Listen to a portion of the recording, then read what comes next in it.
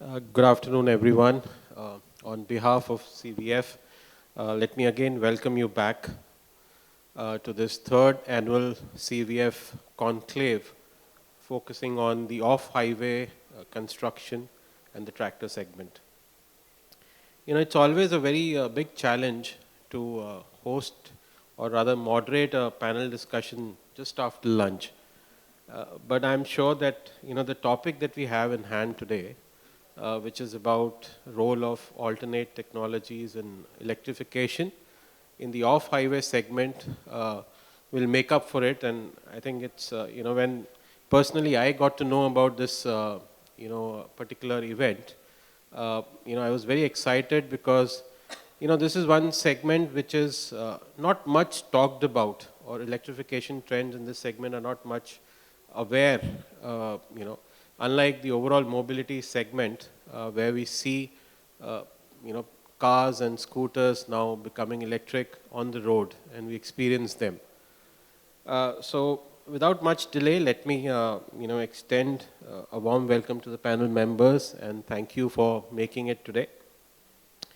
Uh, Let me start the discussion by understanding from the esteemed panel members how do you look at the off-highway segment different from the overall mobility or the personal mobility segment from an electrification standpoint? Basic differences that you see and the potential that you have in that segment. Now, Yuvraj, if I can ask you first, you represent Volvo, and before we got into this dais, you were updating us on what's happening, in the field of electrification in the off-highway segment. So I'm sure the audience would be very keen to know what are the trends in the off-highway segment globally from an electrification standpoint, and what's happening in India, and how do you see the potential for it? Thank you so much. And I really want to thank CVF for creating this forum to help us share our views. Uh, Coming to the global off-highway scenario, there are categories. Like, as you see the trend of electrification and all, they have kind of started with the smaller form factor vehicles like 2-3 wheelers. But if you look at globally, there are categories. There is micro mobility, which is anything which is on 2 wheels, 3 wheels, maybe small cars. Then there is mid-size vehicles like cars, and you have SUVs, etc. And then, or small commercial vehicles. And then there are categories which are on the heavy off highway or heavy duty vehicles, including buses, trucks, and mining equipment, tractors, etc. All these are heavy side of vehicles, because you know these category of vehicles required more complex engineering. They also require much bigger powertrain for it, for doing the intended application. Hence, the electrification of it took slightly longer time technologically, and the target audience for electrification were smaller form factor. But if you see today, uh, I think when it comes to fundamentals, that these vehicle segments are the ones which have a very high level of utilization. There is a clear commercial application to it, and hence they, once electrified, and if they are replacing higher cost of diesel by smaller or lesser cost of electricity, these offer a much better TCO use case.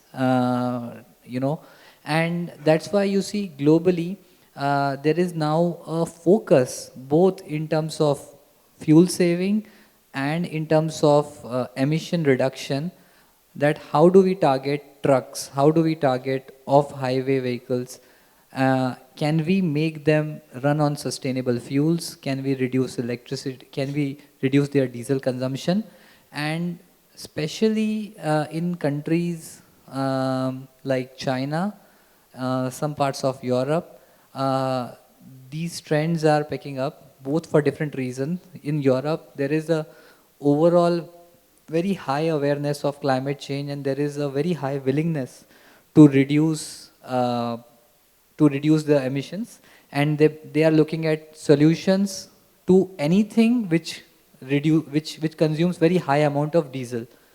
And on the other side, when it comes to China, because electric vehicle has been a very, very priority and focus area for the government, they've done a lot of investments in building the ecosystem for it. Those advantages are now reaped by the construction equipment industry or the truck industry. I mean, if the challenge with China is that a lot of information is not coming out, but if you really look, in fact, yesterday there was a conference going on called Mini Excavator Conference 2023 in China, and most of these global OEMs and Chinese major OEMs, they all displayed their electric products. They didn't show any of their these products. So they are able to kind of reap the benefit of what is happening in the 2-3 wheeler space. Can those batteries just be scaled up and used here? Those motors be scaled up and used here? So the ecosystem is now supporting, and this industry, the off-highway industry, won't take as long as the 2-3 wheeler or car industry, because here it's only about incrementally using the solutions which are available today. So globally, there is a clear thought process and willingness to make these off-highway category of vehicles, equipment, to shift to sustainable sources of energy so that the emission reduction can be done at a much higher scale, and also technologically they become, superior like their automotive counterparts. No, that's very interesting to know. Personally, I always thought that this is one segment which is falling back in terms of electrification. But as you mentioned, a lot of work is happening globally, and especially in Europe and China. Now, you mentioned a very interesting point that compared to rest of the mobility sector, the penetration levels can move much faster in these categories. Can you also share with all of us, how do you see the total cost of ownership for these products? In a market like India, the customer always looks at the initial vehicle purchase cost.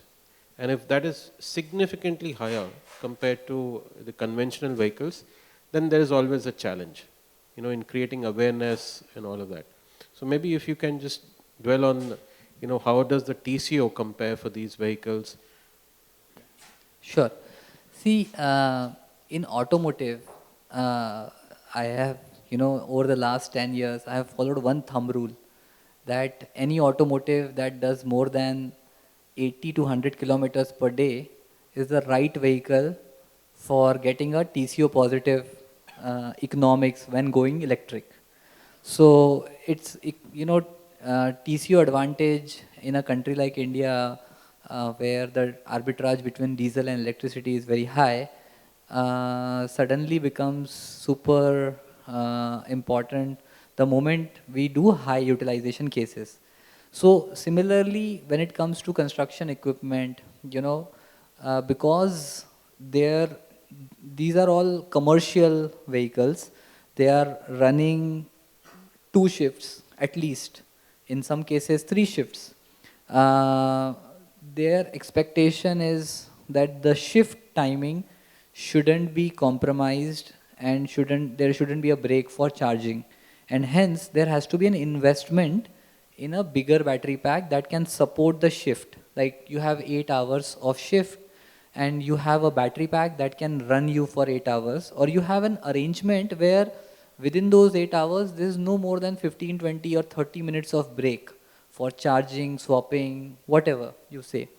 And that's where the upfront cost of such equipment goes up to 2x in some cases, or even 2.5x in some cases, because of the bigger battery pack. Right.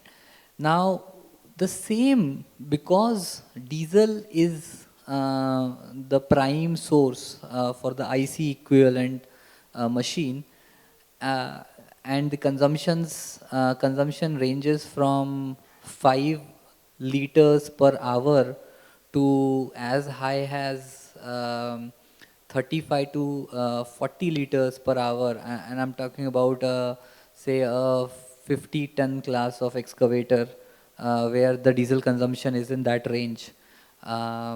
So when you're talking about 50 liters of diesel consumption per hour for a machine that is operating for 16 hours a day, running for 330 days a year, you're talking about 50, 60 lakh or a crore rupees of diesel every year as Basically, in investment. these segment, the OPEX cost is significantly higher Yeah, compared to the initial cost of ownership. So exactly. that So makes a business case for electrification in a big way in this segment. absolutely. Understood. Great.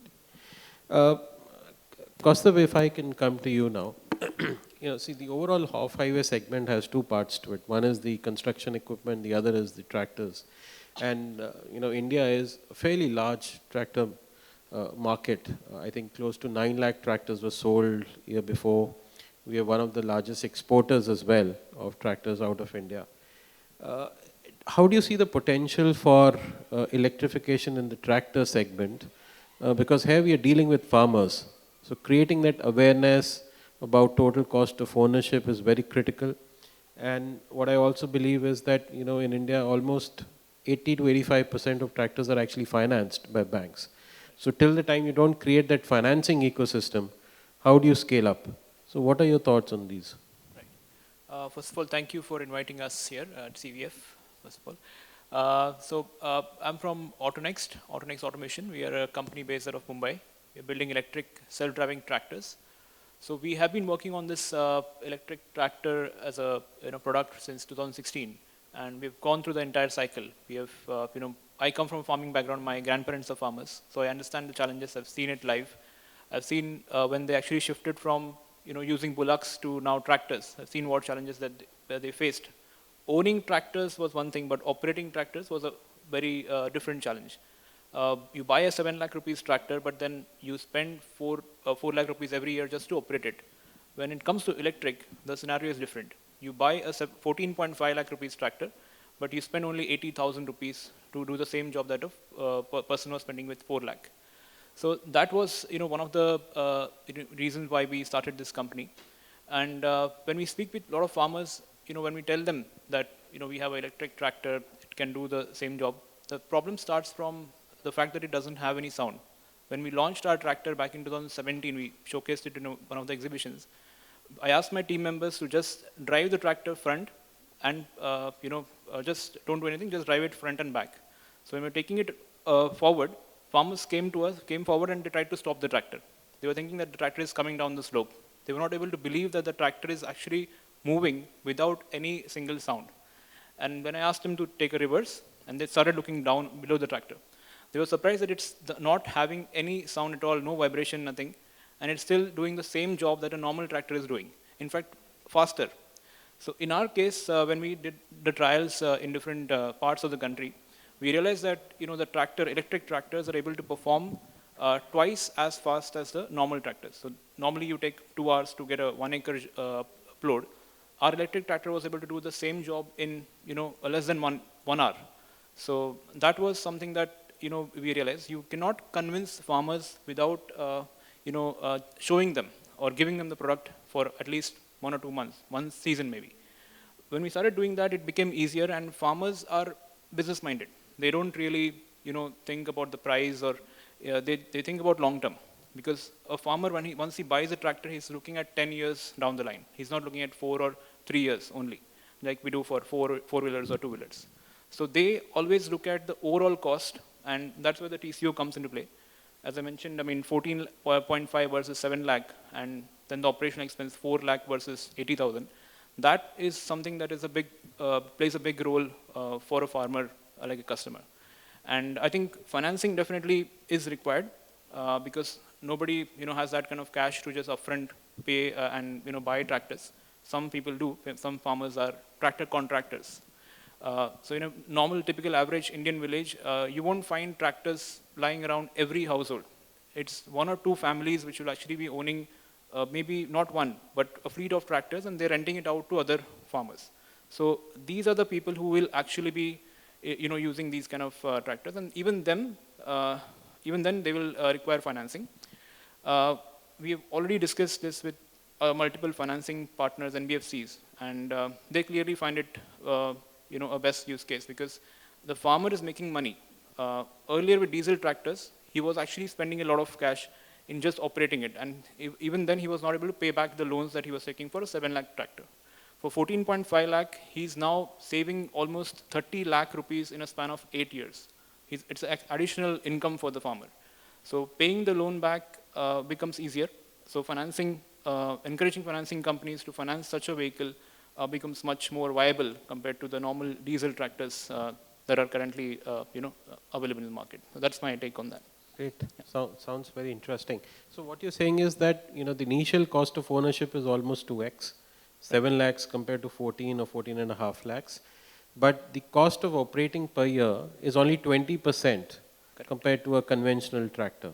That's right. So in how many years do you break even doing this maths? Yeah, so it's about 2.8 years is Okay. what we came across. I mean, it's So about 3 years yeah, roughly. depends on use case. Which isn't bad at all. Without any policy support or incentive from the government, etc., Yes. you're able to break even in 3 years. That's correct. And this is when you own a tractor for at least 10 to 12 years in a family. Yes, that's an average actually. Yeah, that's an Any farmer who buys a tractor, he'll minimum own it for 8 years, and then Okay. maybe he'll shift to another one. Great. I have few follow-up questions, but I'll come back to you. Mr. Raghuram, if I can come to you now. As they say in English, you are as strong as the weakest link. All of this is not possible till the time you create the entire ecosystem in the supply chain in India, right?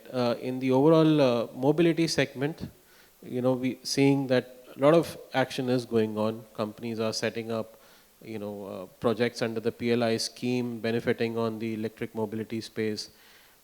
How do you see the support mechanism from a vendor ecosystem point of view to support electrification in the off-highway segment? Yeah, thanks for inviting us and enabling us to make everyone aware of electrification in the agri and construction sector. So, like FAME and the following benefits that automotive sector has seen is something that we are also trying to benefit from. The ecosystem has been created in the last 4 or 5 years, and as we speak, a lot of new companies are being set up in the aggregate space, like motors, beat controllers, and the whole lot of other things which are needed to be put on a off-highway vehicle. So the ecosystem is there, and the economics of scale is also kicking in.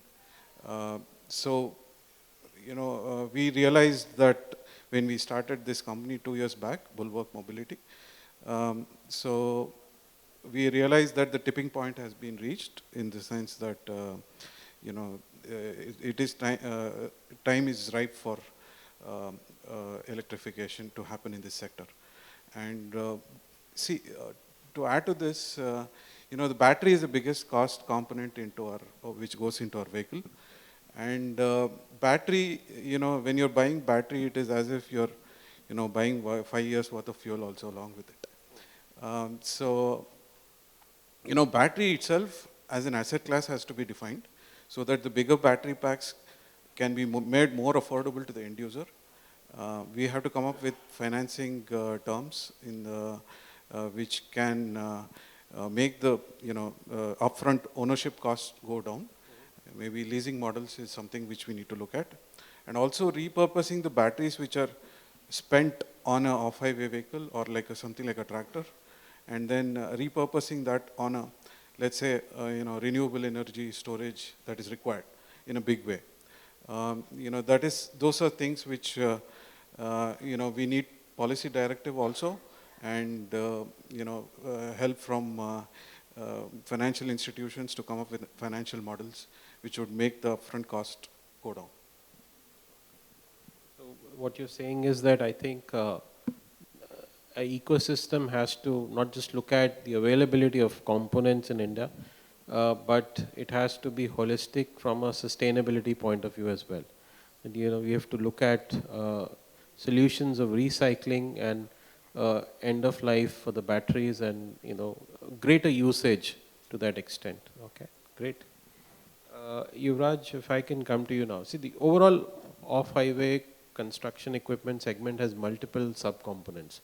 You have excavators, you have forklifts, and you have many other tippers of different nature which are used in deep mining applications and all of that. Now, since we are on this journey of electrification and use of alternate technologies, which segments of the overall industry will initially see electrification happening faster, and why? Sure. So, as you rightly mentioned, it's a very, very diverse sector. It has right from excavators to trucks to even some stationary machineries for material handling. And there are cranes, there are excavators, there are wheel loaders, there are material handling, and then there are crushers and some, even stationary machineries, cranes, etc. So, when it comes to electrification, there are certain machineries which are very, very heavy duty and which are very, very stationary in a particular mine or a plant. They are already electric, but they are running on grid electric. Right? Some of them are running on that. Wherever there is no electricity, it is running on diesel. Right? When it comes to the electrification, the way we see automotive, in that case, the machines which are running on wheels, like the tippers, the trucks, right? The wheel loaders, the backhoe loader, anything that runs on wheel can be electrified just like a equivalent, automotive. Like, for example, a wheel loader can typically use components of a tractor and become electric. A backhoe loader. And a wheel loader, which is a bigger machine, can use components of a bus or a truck and become electric. So the ones on wheels, you can make them use battery electric. They can go to the nearest charging point, get charged like a typical car, use probably the same charging station. I mean, there are standards defined, CCS, GBT, Bharat standard. So whichever standard is there, those can be applied on these machines, right? Then there are excavators also being electrified now globally. Volvo has launched an electric excavator, compact excavator. So the compact class of machines, anything between 1 ton to say 5 ton or 6 ton or even 8 ton, the compact and slightly more than compact category, those can be electrified with regular batteries that we have from cars, tractors, etc. And they can go to the nearest charging point and get charged using the similar charging infrastructure. The componentry will be the same. So on the excavator and those side, the compact equipment and the wheeled machineries are the lowest hanging fruit for electrification, and we are seeing the trend. Like, if you see globally, all the leading companies in compact excavators have an electric product for them. Volvo construction, then you have SDLG, Caterpillar, they all have launched wheel loaders in electric. So there are companies wherever they see that, yes, this is our main product and we see there is potential for electric, that's where they start, and they have shown prototypes, they have shown actual products. Some of them are early stages, but those are already starting to be seen electric, and also there is a customer traction for those products. So, will it be fair to assume that segments, you mentioned that electrification will be there across all categories effectively, but within those categories, the entry level application, the smaller tonnage, there the electrification trend could be faster, and the segments which are in the mid and the upper layer, they may also see hybrid technology come in. Any thoughts on that? Yeah, so even hybrid as a technology is considered, but what is whenever anything goes hybrid, the question comes whether the additional cost of the hybrid componentry is giving the payback in terms of the operating cost reduction, right? So it's a use case based decision that the technology team takes, that okay, probably for this kind of product, because of the operating challenges, it is better to make it hybrid rather than go fully electric. And because hybrid would mean having both the types of componentry, the electric powertrain as well as the diesel powertrain, and having an additional cost going into the system. But for that use case, if there is operating challenge which is addressed by having a diesel powertrain, and the additional electric component which is there is actually paying for itself because of the operating cost advantages, then hybrid is also considered as a potential solution for those mid-size category products. But where, see, philosophically, where the customer and the government is coming from is they're trying to address the pollution problem of, or the emission aspect of these machines. So there is a more push to make it fully emission free, and there can be not just electric, I mean multiple technologies can be used, including hydrogen, including some of these biofuels and alternate fuels, which can have zero or lower emissions. And of course hybrid is one of those categories, but the focus is try and see how we can make this system, this solution move to completely sustainable solution, so that there is a very high impact both on economics and emission side. It'll be a trade-off between, the initial cost versus OpEx and the demand trend, the application trends actually. You wanted to add something on this? See, what we noticed is, like, especially in agri equipment like tractors, is like one size fits all is the approach which is being followed. Like, every tractor has a PTO, and I mean everyone is not using the PTO. So like, but if you really want to use the PTO on a battery for a long period of time, it's not feasible to fit it on a battery, right? It is more feasible to have a hybrid option that way, and making the vehicle more modular and suited to the customer's requirement is something which we need to look at as an industry. Sure. Kaustav, if I can come to you now. You gave us a very interesting perspective of how the TCO will work out, right? But, a large part of the tractor industry is finding its application in the rural areas for the agri requirements, right? And we do hear challenges on availability of power all throughout the day in many parts of the country still, despite the fact that, we've achieved 100% electrification and all of that. Do you see that as a concern, in terms of availability of power, the quality of power, as a constraining factor? Actually, before 2019, that was a case. When we took our tractors to some of the rural areas, there was fluctuations. I mean, they say three-phase, but it never is three-phase. It's two-phase or single-phase. So your charger, if it's built for three-phase, it won't work. So of course, I mean, we came up with solutions. We added stabilizers and all that. But after 2019, especially during COVID times, things have changed. The single-phase power supply is constant throughout the day at your home, and then there is three-phase available on your water pumps at your farm. So the range anxiety that we face in urban areas when we are living in high rises, we can't take a car to your home and charge it. That is not a scenario in rural areas, because your home is on the ground floor. Where you're taking your vehicle, that's a tractor, it's on the farm, you have the water pumps over there, you have the power supply over there. So what we do is we mount the charger on the tractor, it's onboard charger. So you just need a plug to charge it, CCS2 connectors. For three-phase, it's a separate connector, and for single-phase, separate connector, that's all. And you can charge the vehicle anywhere you're going. Even when we discussed this with farmers, when we told them back in 17, we are making electric tractors, they never questioned us this particularly. Only the urban area, I mean, people living in urban areas, they ask this question these days. Farmers are very clear. They in fact have subsidized electricity. They think once electric vehicles come on board, I mean in rural areas, it's a complete as equal to free operation expenses, as equal to nothing.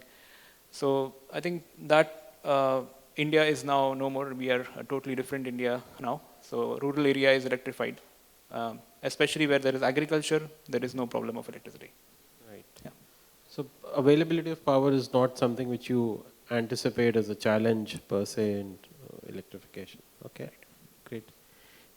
This is one industry which hasn't seen much uh, policy initiatives coming in from the government, right? In the overall mobility space, we've seen multiple pragmatic policies come in. We started off with FAME 1 and back in 2015. That was increased manifold by to 10,000 crores for FAME 2. And then the government looked at, other possible areas of localizing the components with the PLI policies for both advanced chemistry cells and for the components, right? And now everyone's talking about a FAME 3 coming in anytime soon. What kind of policy support do you think the overall off-highway segment actually demands? Sure. No, this is a very, very important and relevant question, in fact, at a right time. As FAME 2 policy has seen success, two-wheeler industry has completely changed. And there is a very high level of awareness across every nook and corner of the country that this industry is here to stay, right? Electric vehicles are future, accepted. And everyone is now thinking about working in that direction, be it OEMs, be it suppliers, or be it customers when it comes to adoption. Now, when it comes to FAME 3, given FAME 1 was, okay, building awareness, FAME 2 was building adoption, and now FAME 3 probably I feel should be the, end game for making this industry self-sustainable across categories. We have we have now an ecosystem of suppliers, and a lot of these suppliers are still looking for orders. They are hungry for more business. For certain set of suppliers like battery, etc., there is a minimum critical mass required, right? A two-wheeler demand will only give it to a certain extent because of the small form factor batteries. Hence, when government now is looking at FAME 3, they need to consider every category of vehicle, on highway, off highway, two-wheeler, three-wheeler, commercial vehicles, personal cars, and trucks, buses. Recently there's a big scheme that has been announced. And which is completely outside FAME. Yeah. A very sizable one, 57,000 crores. So FAME 3 actually can be also defined as not necessarily a single scheme, but a group of schemes which are actually addressing each segment in its own way, where they understand the requirement of what, because every industry, tractor industry, construction equipment industry are at slightly different stages of evolution compared to bus or truck. So for every industry, there could be a different approach, right? Government needs to look at, okay, there are certain things that government should bring at par. For example, GST. That GST should be at 5% across tractors, across buses, trucks, and across construction equipment. There should be clarity. For the electric segment or for overall you're saying? Electric. Okay. Electrification of any category of product should have common taxation structure, because if government's ambition of bringing that 5% is to increase adoption and reduce overall diesel consumption of the city and of the country and reduce overall fuel import, then these are also the consumers of diesel. So why not having the same treatment? Second, incentives, right? So for these industries, like we've discussed TCO in different cases, there is higher likelihood than personal mobility to achieve TCO because of high utilization scenarios. So what you need here is a nudge. You don't need to support this industry for 5 years, but supporting the first few hundred such machines or such tractors, that just creates awareness, that brings the pull for OEMs to invest and come up with products, that creates the ecosystem. So government needs to build that ecosystem through some conducive policies. And lot of thing has to be only clarification that, okay, there is an EV charging tariff which is applied in urban area. In tractor case, can that be scaled up to rural areas? Can EV charging tariff be applied to anywhere and everywhere in the country wherever there's an electric or battery electric or sustainably powered machine or a vehicle is using that power source? And bringing those clarity, creating awareness,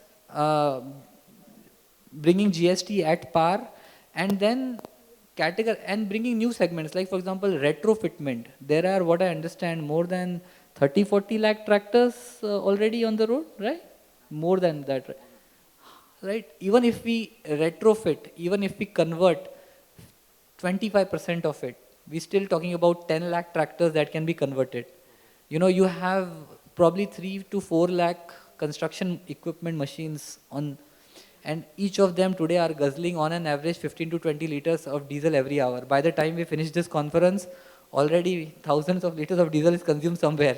So especially when government's focus is to bring down the import bill. exactly. One area to begin with, actually. So support conversion, give some 20% incentive to whoever converts a diesel machine or a diesel tractor to electric. Give them that support, create that enabling framework, right? Make electric vehicle financing as part of priority lending, you know, so that even that 1%, 2% reduction in the interest cost for such expensive machines or equipments, that can bring a good TCO advantage or upfront cost advantage for adoption. So that can be considered.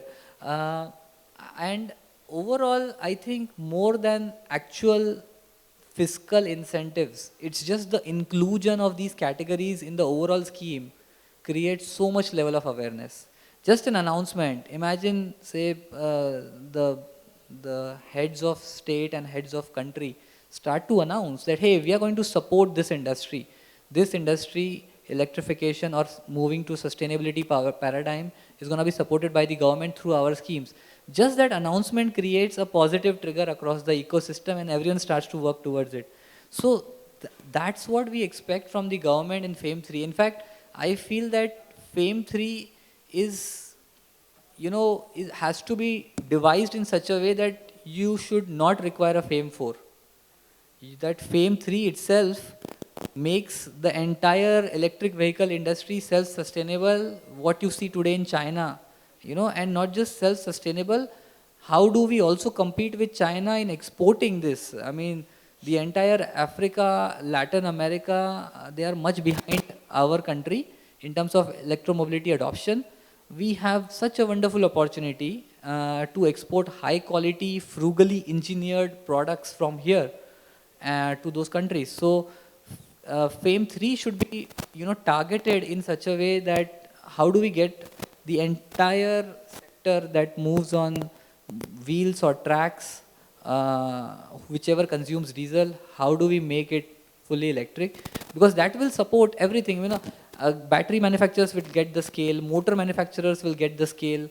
The same component will be used across different, so there will be center of expertise, and suddenly the export potential will become very high, investments will start to come in, and we can become a global export hub.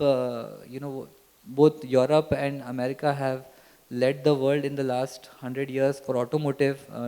Here is our opportunity, maybe along with China, that we can be those exports for electromobility.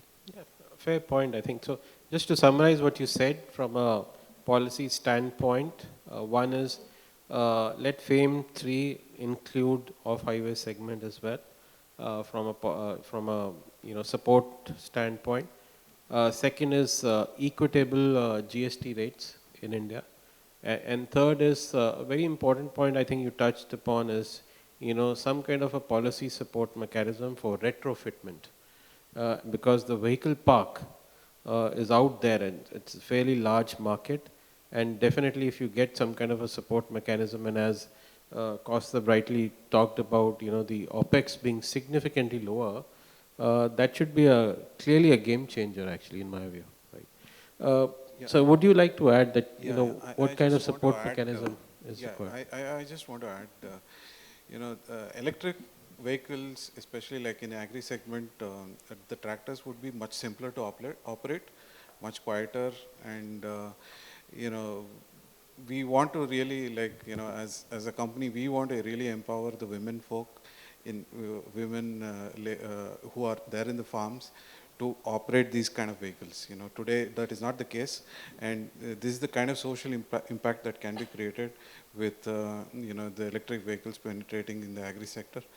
And we are also trying to solve the problem of labor shortage, which would be a real big problem in the years to come as more and more migrants are going to the cities, and labor is a big problem in the farm actually. So electric vehicles by its nature are autonomy ready, and we can come up with retrofits on the machines which can make them autonomous, and with economics of scale kicking in,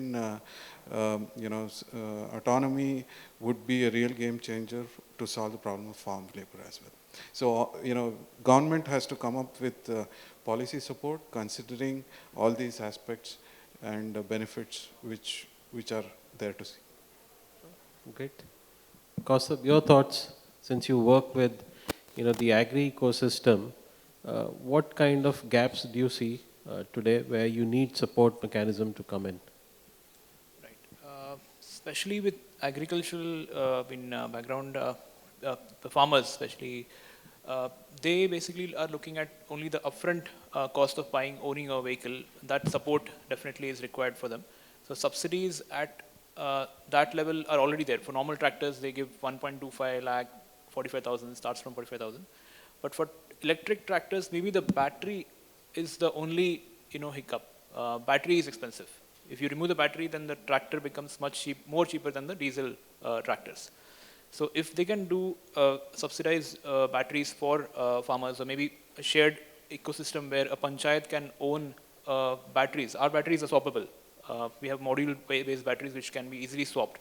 So just like the three-wheelers, commercial three-wheelers have become successful. Almost 30% of the market is already electric, is because it is easy to do this swapping as an option for three-wheelers, because there are large fleets which are operating, and they come to a single point of contact and they swap batteries. So something like that can happen at a panchayat level. Maybe that's where government can definitely play a big role. And we, as a manufacturer or OEM, we can take care of the rest of the tractor. So localized kind of a support mechanism using battery swapping Yes. and some solutions around that so that you can cut down the initial cost Right. significantly. Okay, all right. One, Yeah. one Go small ahead. point I wanted to add, that in FAME 3, or whatever we call as the next set of policies, there needs to be flexibility for newer business models, because the whole electromobility evolution in India is dependent on how business model innovation is done. Battery swapping was one of them, which was completely missed out in FAME 2, and they had to come up with now a separate policy which is still in drafts. And basically battery swapping company lost out on the opportunity for last 4 years in terms of getting incentives from the government, right? That slowed down the technology evolution or adoption. So there needs to be flexibility mechanism and review mechanism every quarter. Are there newer business models like this, what just Kaustuv mentioned? Or even for construction equipment, charging infrastructure is a challenge. So I'm sure there will be innovation in charging infrastructure usage. There could be mobile power banks, there could be ultra fast charging, pantograph charging. How do we ensure all these business models are also getting the same level of incentives? As otherwise what they define in the books, then people think that that is only subsidized, so let's only drive technology towards that. You have to create enabling mechanism to allow multiple technologies to proliferate, and different all those are incentivized under the same scheme. Sure. So basically what you're saying is that, the industry participants and the policy makers have to work together, collaborate, and come out with very pragmatic yet agile policies which are reviewed at a frequent pace to be more effective. I think this has been a very wonderful session, and I'm sure the audience are also very interested to ask you a few questions. So maybe in the interest of time, we can have a couple of questions from the audience, please. At the back. Okay, I see a few hands being raised. So I have two questions. One is, with the current scenario, where do you see the electrification percentage or electrification penetration in tractors? This is one. Second is, if the cost of green hydrogen becomes affordable by say 25 or 26, then how do you see the future scenario between hydrogen as ICE, hydrogen as fuel cell electric vehicle, and whether it could be an alternative to lithium balance or sodium, whatever current technologies? Kaustav, would you like to take a shot at it? Sure. Okay, as far as the percentage is concerned, let's look at the three-wheeler market.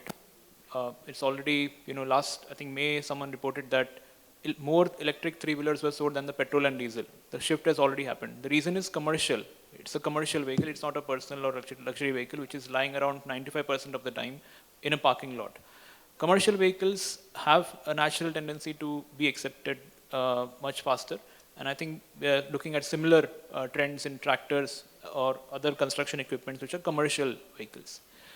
Yeah, and that's pretty much about the, if anybody wants to take the second one. On hydrogen, I think there was a question. No, for tractors, then how do you see? What would be the electrification percentage with the current rate of infrastructure, power issues, etc.?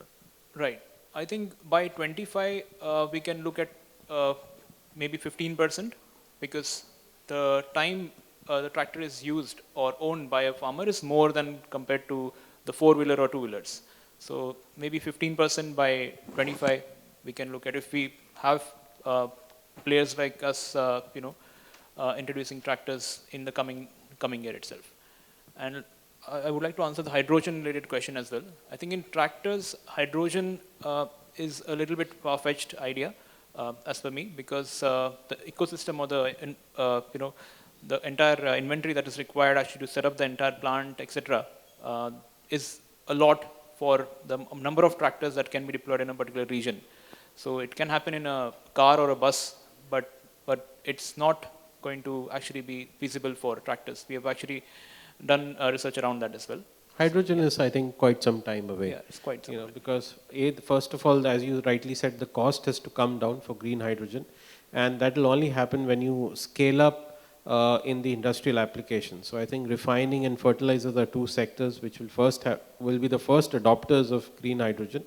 And once you have adequate electrolyzer capacities come in, and that's when I think the cost will come down. But there also, I think, the other bigger challenge with hydrogen for the mobility application is that the refueling infrastructure has to be very critical.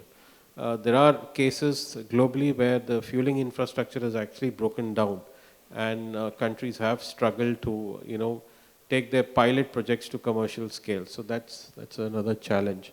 I think we had one question from the gentleman in the first table here.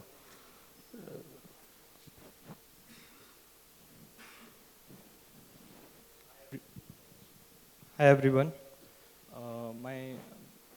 I have two questions. First is that in the initial you have mentioned that the running cost is lower with respect to the diesel one. So the basic example, for example, the off-road vehicle is basically operates in a complete full load operations, and it is operating in the environment like muddy environment and dusty environment and all. So considering the electrical vehicle, so whether we have to consider, for example, the IP rating of the batteries of the motor. So whether it will invest in more component cost, because it will increase the cost of the overall vehicle if you consider the IP rating and other things. Second question is, if you want to operate in fully power mode, for example, tractor and other combined harvester is completely running in complete full mode on. So there must be a life cycle of the battery for charging and discharging. And you also mentioned that in rural area there is a electrification happening or charging stations there, but there must be a fast charging over there, so that their working should not be stopped. And DC charging will take a lot of times, as you know that. So that's thank you. Correct. So yeah, I mean, as far as the component cost is concerned, definitely tractor is used in a very extreme scenario, like heavy rains. You know, you have tractors going down. I think in Bangalore there was flood situation where tractors were rescuing the unicorn CEOs, going into the water and all. So yes, IP67 rating is something that it's a bare minimum for you to have in the battery, the motor, and we have liquid cooled motors, liquid cooled controllers. So it's anyway completely sealed. So I think cost wise, yes, definitely it adds up to make the tractor ready. But I think it's the same with the cars or the on-road vehicles. It's not something totally different that we have to do, because height of the tractor is much more than the normal on-road vehicles. So the basic standards we definitely comply. Yeah, and yeah, that's pretty much, I think, answers your questions. Thank you so much. Yeah, regarding DC fast charging, this is something which is evolving, and government's push to include, I mean, have all the petrol bunks to have charging stations in them. Especially I've seen with HPCL and BPCL, they're coming with DC fast charging stations, and that is spread throughout the country actually. So, and there is a good grid which is being set up, and this would definitely help in farm electrification as well.